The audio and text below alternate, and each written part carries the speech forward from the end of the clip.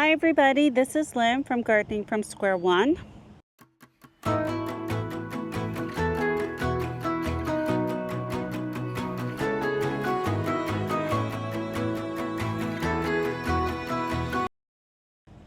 So today I'm going to give an update regarding the changes in the backyard on the property. And so not a lot's happening in this grassy area. As you can see, this crepe myrtle that has yet to bloom, that definitely needs some water. We had the metal ring put around it to keep the Bermuda out of the roots of the plant, etc. So just to keep the Bermuda from invading. And this plum tree, this is the Santa Rosa plum tree. The same was done here. And then of course I had mentioned that I wanted to create an island with the 3 Muskogee crepe myrtles. So the metal edged island is in place. We had to edge it with the metal. It's going down pretty deep and it's welded to keep the Bermuda from invading this island. I am thinking about, I saw Superbena, pink cashmere. I was thinking about, for now, just inserting a lot of that annual throughout this planter bed just to, break up all of the mulch that's in there right now, but I didn't see it available to purchase. So I'm gonna have to find something else to fill up this space, or at least kind of put something in it for the rest of the season. So straight ahead is the dry riverbed that was, as I referred to, the weed factory. So now all of the weeds are gone and prep work has started to add Bermuda to this area. It's going to be edged with the same autumn blend limestone that's used in the yard. And so I'll be so happy to see the lawn on the septic drain field over here connected to the main lawn, because the thing is, the main lawn over here to the right, all the way to the east, I want to eventually take out some of the lawn over there and create a veggie garden between that crepe myrtle and the plum tree. And we're required to have X amount of lawn. I can't plant anything on the septic drain field, so that's going to help meet my requirement for the lawn, which to me, with drought, requiring lawn, but anyway, that's another story. When I remove the lawn down there between the trees to create that veggie area, I will still meet the requirements for the lawn for the backyard. So moving on to show more progress. So the biggest change is over here in the motif tree area. So we have put in edging along the grassy path to match that is along the side of the house. So this stonework is a major change to the yard. Excuse the noise from the lawnmower across the street. They're still working on this path. The edging is going to replace the metal near the fence and the gate, and it's going to be 2 rows as well to kind of mirror the planter bed on the left, so to create some type of consistency in that regard. And then when you get to the entrance of this path, it will cease to double, and then it'll be a single path going through this area. So these are the changes thus far. I don't know what I'm going to do with the empty space on the left side, and I've given a tour of the plants that we put in the motif tree space on the right, but that's not done, of course. And now I have all of this new space that I didn't really anticipate, but when the edging went in, it created all of this new space in front of these boxwoods.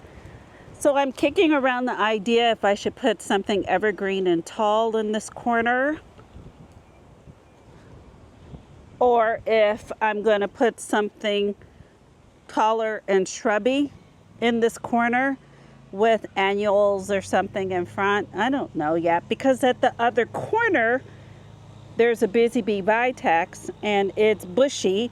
So for symmetry, I've thought of putting something bushy over in this corner like that busy bee vitex, but I don't know. Maybe I'll put something tall. And then on the right side, where these wheelbarrows are, have something tall over here. So I'll have two tall planks kind of flanking the entrance. I've thought of putting an arbor over here, but I don't think so. I think I'm going to put an arbor on the other side. So moving along this path, they've done a great job. And as you can see straight ahead, that's the seating area that will have flagstone. This path is going to have pea gravel, and so this will be the future seating area. And so they have laid or cemented in a lot of the stones. They have to go back, of course, and put the mortar in between the joints, but this is a view of the space from another angle. And then of course now I'm gonna move along the path that is another way of entering the space. I contemplated putting pavers between, so big flagstone pavers between these two trees, creating another entrance from the septic drain field side of the mott of trees. I'm not sure about that, but today this is the space where we're going to be doing a lot of work. I am going to be adding the plants that are on the back patio, and once all of the plants are in this new space, because these items were, many of these things that actually got planted this week weren't here, and then we're going to put more plants in here today. Once I get all of the plants in, or we get all of the plants in, because my dear sweet hubby's going to help me with that today, I'll give a final tour.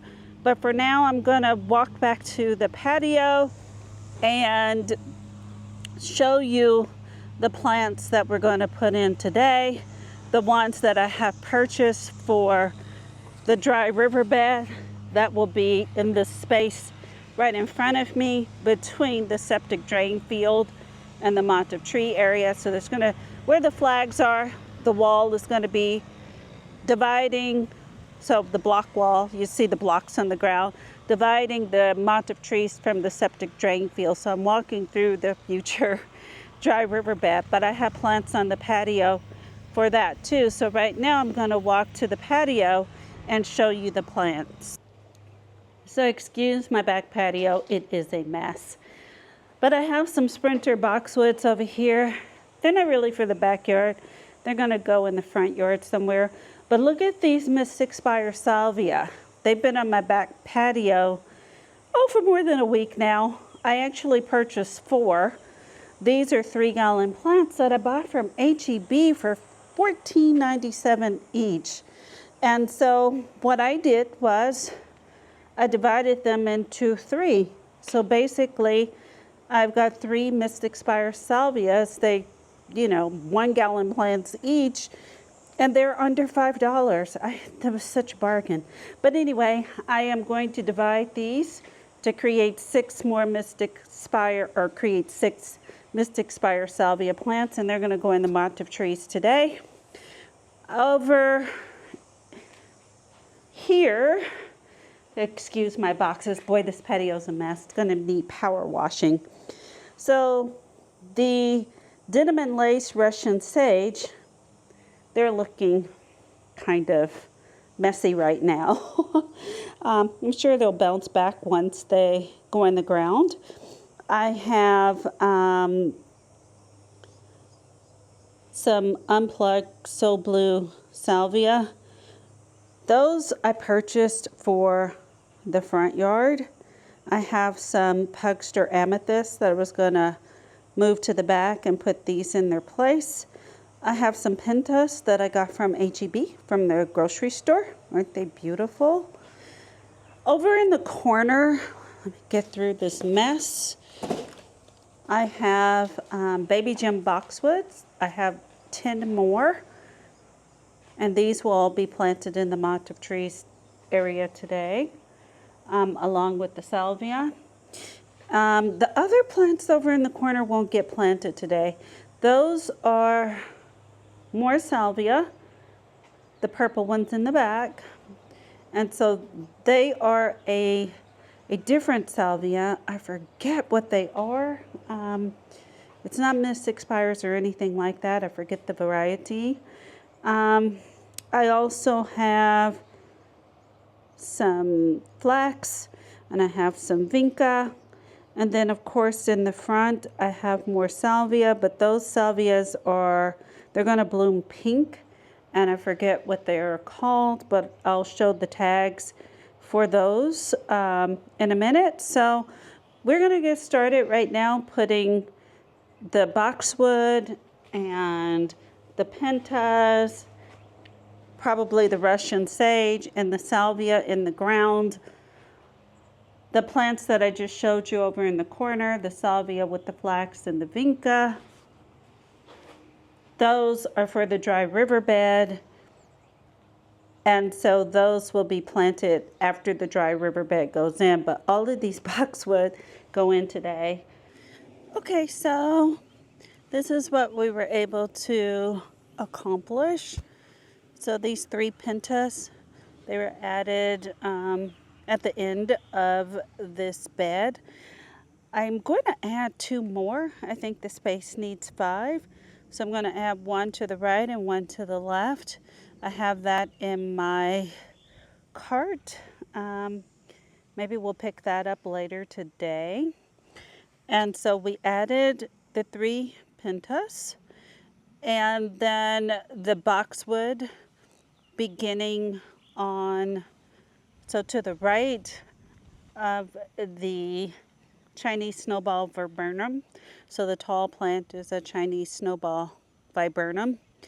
And so we've added boxwood. So we continued the boxwood around the corner. I ran out. I have 8 more on order, so 5 will continue on the opposite side, and I'll show you a close-up of that soon. And then 3 will be on the other side of this Mott of Tree space. We also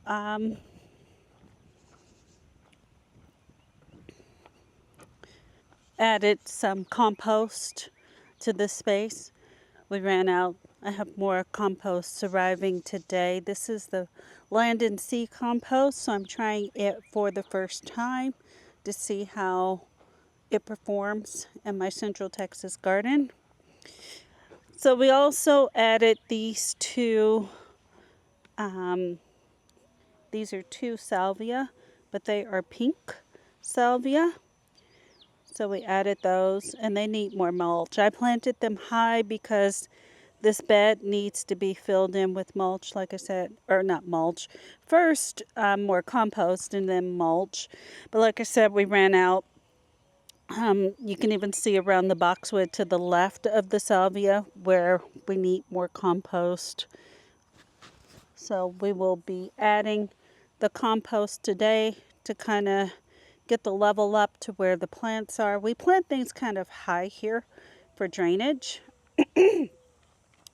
And right through here is where we're going to have a flagstone path. So you see where the flags are down on the ground. So there's a space in between the 2 salvias. And so we're going to add a path going through here, just a pretty casual flagstone path that leads to the space. You see that big piece of tree branch. It'll probably curve through and end where that is. This rosebush is a very unhappy boscabel right in front of us, and it's been in a pot for too long. It hasn't been happy. I'm actually happy that it's still alive. Hopefully putting it in the ground and putting some good compost around it, hopefully it will improve and start growing. When I looked at the root system, everything appeared to be okay. It's just, I don't know. I think it just wasn't happy in the pot, wasn't getting everything that it needs to thrive. So that was planted yesterday.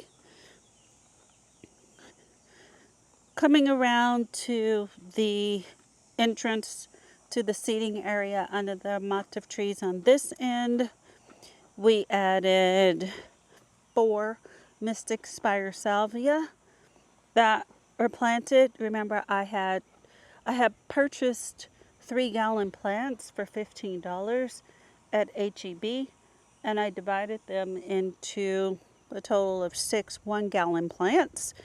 So this is what's left of those. Well, this is 4 of the 6, and so I planted them right here.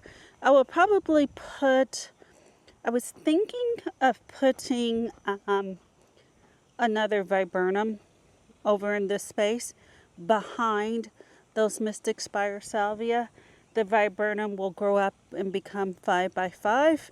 The glitter and glows is what I already am using in this bed, so I think I'm going to add another glitter and glows over in the space behind the salvia, kind of to the right of that live oak tree. I think that's what I'm going to put back there. Not sure yet. There's still a lot of edging and space to fill in. And then I have a whole completely different area of this motif trees. So over to the north, I have all of this territory or room over here. I have no idea what I'm going to do. My landscapers have the irrigation line going through here, so I can put plants. But I really don't know what I'm going to do with this space. I showed this in a different tour, the Motif Trees tour, and this is the right side or the north side of the space. And I still don't know what I'm going to do. If you look at it from down here, you'll see it's a decent sized space. But I really don't know what I'm going to do with it. I'll have to figure something out, that's for certain. So, the last thing that we added yesterday was these 2. So these are the remaining 2 of the 6 Mystic Spire Salvia that I created from the 2 3-gallon plants that were divided up. So I placed 2 here. Where the flag is, I'm going to put something in between those Mystic Spire Salvia. I just don't know if I want to put something round and bushy. I've contemplated putting another viburnum. I'm also kicking around the idea of putting something tall and evergreen. And when I say tall, I mean something that will top out at about 8 or 10 feet in height. Been thinking about putting something like that here. I don't know. We've got to add more compost in this area, and I'll probably put a lot of annuals at this curve. I really don't know what I'm going to put here yet, but there's a lot of areas where I need to add plants, but this is what we have accomplished so far.